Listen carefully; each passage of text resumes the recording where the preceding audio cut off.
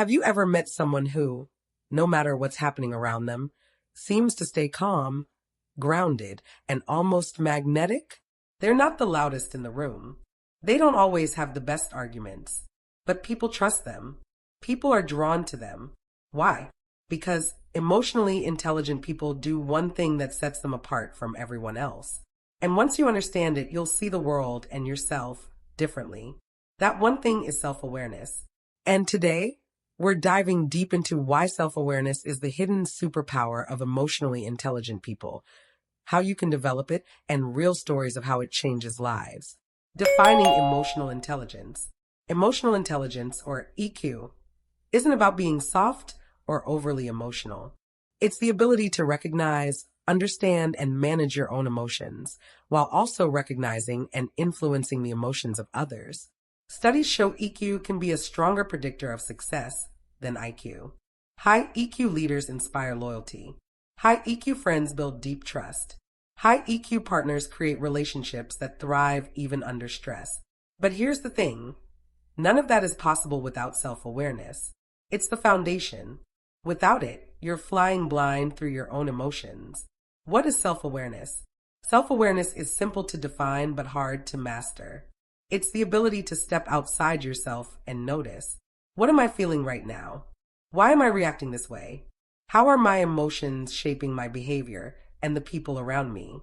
Imagine two people in the exact same situation. Their boss criticizes their work. One gets defensive, lashes out, and ruins the relationship. The other pauses, recognizes their hurt, and calmly responds in a way that opens dialogue. That pause, that ability to notice their own emotional state, comes from self-awareness. It's the difference between reacting impulsively and responding intelligently. Practical ways to build self-awareness. So, how do you develop it? Here are 3 practical strategies emotionally intelligent people use. 1. Mindfulness. Not just meditation, but the habit of checking in with yourself. Ask, what's happening in my body? What emotions are present? 2. Journaling. Writing forces clarity. It's like holding up a mirror to your thoughts. Over time, patterns emerge. You start noticing what triggers you, what inspires you, and what drains you. 3. Feedback. The hardest one. Self-awareness doesn't exist in isolation. Ask trusted people, how do I come across? It's uncomfortable, but it reveals blind spots you can't see alone. Each of these practices trains you to notice the emotional undercurrents that most people ignore. Real-life stories. Let me give you 2 examples. The leader who listened.